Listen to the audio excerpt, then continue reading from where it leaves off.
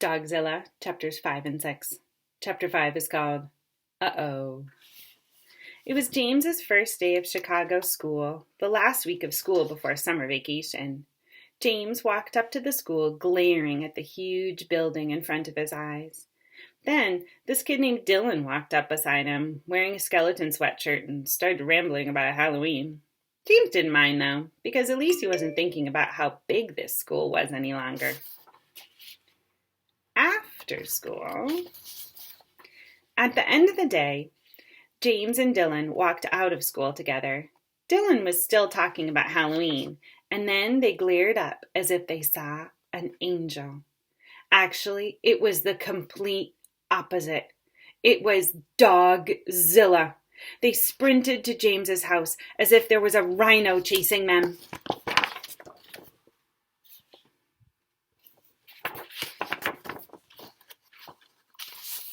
They made it to James's house without getting hurt.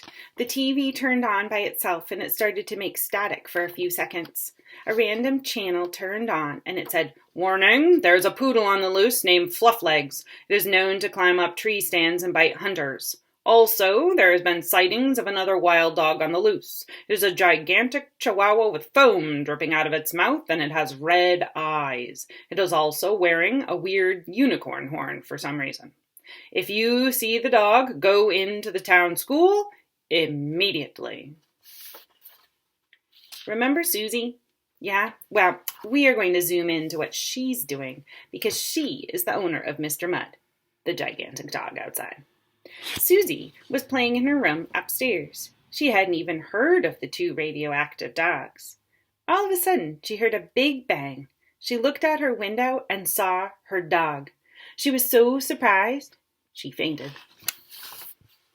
Mr. Mudd was right outside her window, busy destroying everything in his path. He was in the front yard of Susie's house, so he didn't notice all the cars zooming behind him going into the school, which was right across the street. Everyone was trying to seek shelter in the gym at the school because it was a strong building and made mostly of bricks. Susie's mom was returning for work when she spotted her daughter's dog munching on part of the house. She ran inside the house and saw Susie laying on the floor. She picked her up, and since she was in the car, she had already heard the news. She ran as quick as she has ever run in her life just to get past Dogzilla. She and Susie took shelter in the gym along with all of the other people. Susie's mom saw Sparks as owners. But James and Dylan were still stuck inside the house. They hadn't been able to get to the school. They peeked out of the window, looking to their left, and saw Dogzilla at Susie's house. They quickly hopped out of the right window and sprinted to the school.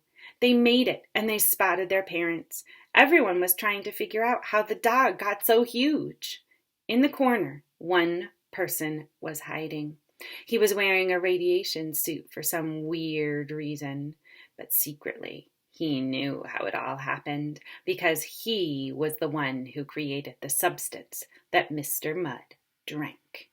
I guess he is some kind of cuckoo bananas scientist. As James stood in the gym, he became worried about Cosmo. Dylan was worried about Bones. That's his dog. Read Jacob Roughgarden's book to learn more. They had to get out of the gym to at least get their dogs back. It turns out that both dogs were fine and slept through the whole thing. When Cosmo woke up, he jumped out the window that James and Dylan had left open. He ran about a half-mile down the street and saw the same cart of strange liquids that Mr. Mudd had drunk to become huge. Cosmo used his paw to knock the liquid down to have a drink. He started turning huge, too. He didn't seem radioactive, though. He didn't have foam coming out of his mouth or red eyes. He was actually wearing a cape. To be continued in Dogzilla 2, Revenge of the Pup. And then it says, credits, photos were found on Google Images and screenshots from Netflix, The Healing Powers of Dude.